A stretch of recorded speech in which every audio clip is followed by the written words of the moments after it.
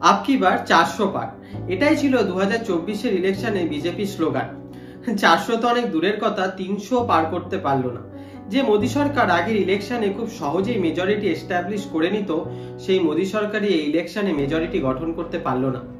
পুরো NDA alliance মিলে মাত্র 292টা সিটস পেয়েছে, আর ইন্ডিয়া অ্যালায়েন্স 232।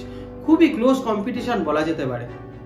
যেখানে কিছুদিন আগেই প্রায় সবকটাই এক্সিট পোলে এটাই বলা হচ্ছিল 400 পার না হলে 300 তো আরামসেই ক্রস করে যাবে। কিন্তু হঠাৎ কি হলো মোদি ম্যাজিকে? সব থেকে বড় শক পেয়েছি ইউপি থেকে। যে ইউপিকে বিজেপির ঘর বলা হয়, যেই অযোধ্যায় গত 5 মাস আগেই ধুমধাম করে রাম মন্দিরের প্রতিষ্ঠা করা হলো, যেই রাম মন্দিরকে নিয়ে বিজেপির এত লড়াই, সেই অযোধ্যাতে বিজেপির টিকিও পাওয়া গেল না। সমাজবাদী পার্টি, যেটা কিনা একটা স্টেট পার্টি, বিজেপির থেকে বেশি ভোট পেয়ে গেল।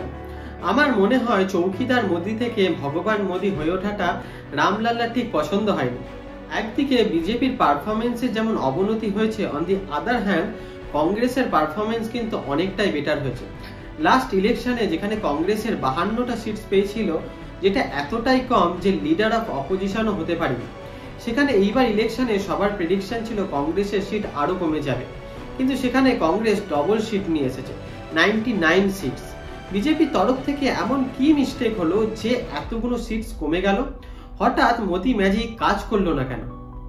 লোকসভা ইলেকশনের 1 মাস আগে বিজেপির প্রেসিডেন্ট জেপি নাড্ডা ওপেনলি মিডিয়াতে বলেন, আমরা যখন ছোট্ট পার্টি ছিলাম তখন আমাদের আরএসএস কে দরকার ছিল, কিন্তু এখন আমরা নিজেরাই মজবুত এবং সক্ষম। বিজেপি নিজের কাজ নিয়ে ঠিক করে নেবে, আমাদের আর আরএসএস এর দরকার নেই। যেটা আরএসএস সেন্টিমেন্টে আঘাত করে। আরএসএস বেসিক্যালি বিজেপির আইডিওলজিক্যাল উইং। এই আরএসএসই 1984 ইলেকশনে বিজেপিকে 2টো সিট এনে দিয়েছিল। সেখান থেকে 300টা সিটসের মেজরিটি অবধি জার্নিতে আরএসএস এর একটা বড় ভূমিকা রয়েছে। আরএসএস ওয়ার্কার্সরা ইলেকশনের সময় বিজেপি ক্যান্ডিডেটদের জন্য ডোর টু ডোর ক্যাম্পেনিংও করেছে।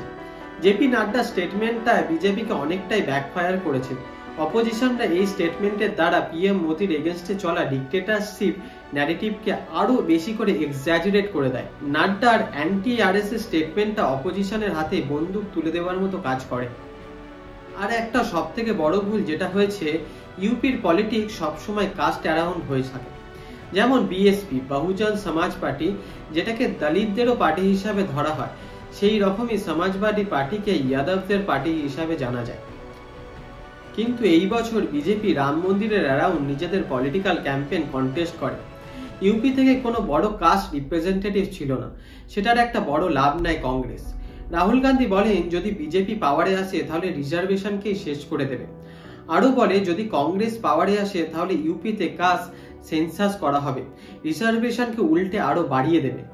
আমরা সবাই জানি পিএম মোদি শুধু ন্যাশনাল নয়, কিন্তু গ্লোবালিও একটা বড় ব্র্যান্ড।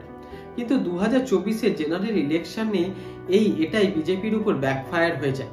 ব্র্যান্ড মোদি এতটাই ওভার কনফিডেন্ট হয়ে যায় যে ইলেকশনে basic step, choose right candidate for a particular কনস্টিটিউয়েন্সিতে ঠিকভাবে ফোকাসই দেয় না। ফর এক্সাম্পল, অনেক জায়গায় সিটিংস এমপিদের রিপ্লেস করে দেয়। এই ইলেকশনে 23.5% সিটিংস এমপিদের টিকিটই দেওয়া হয় না। যোগী আদিত্যনাথের রিকমেন্ডেড 35 ক্যান্ডিডেটসদের রিজেক্ট করে দেয়, আর জনগণের সামনে নট সো পপুলার ক্যান্ডিডেটসদের টিকিট দিয়ে দেয়। কারণ মোদি হেতো মুমকিন হে এই কনসেপ্টটাই একটু বেশি ওভার কনফিডেন্ট হয়ে গেছিল। আর একটা বড় বিষয়, রাহুল গান্ধীর ভারত জোড়ো অভিযানকে খুব হালকাভাবে নিয়ে নেয় এবং রাহুল গান্ধীকে মিম মেটেরিয়াল ভেবে সেটার এগেনস্টে কোনো স্ট্র্যাটেজি তৈরি করে না। কিন্তু ভালো করে দেখলে রাহুল গান্ধীর ভারত জোড়ো অভিযান কিন্তু অ্যাকচুয়ালি এফেক্টিভ প্রমাণিত হয়। ধ্রুব রাঠে, রাভিশ, আকাশ ব্যানার্জির মতো ইউটিউবার্সরা ডিরেক্টলি বলে মোদি ডিক্টেটরশিপ আনতে চাইছে। যতজনকে পারো আমাদের ভিডিওটা দেখাও, তাদের বলো বিজেপিকে যেন ভোট না করে। আর একদিকে কংগ্রেস এই ইউটিউবার্সদের কন্টেন্টকে বেশি করে প্রমোট করে। আমার মনে হয় সেটা কোথাও গিয়ে মানুষের সাইকোলজিতে হিট করে। তো একটা জিনিস বোঝা গেল, মানুষের থেকে বড় ধর্ম আর ভগবান কিচ্ছু নেই। মানুষই শেষ কথা। মানুষের এক আঙুলের জোর দেখিয়ে দিল রাজনীতি ধর্ম দিয়ে হয় না, তার জন্য মানুষের কাছে যেতে হয়।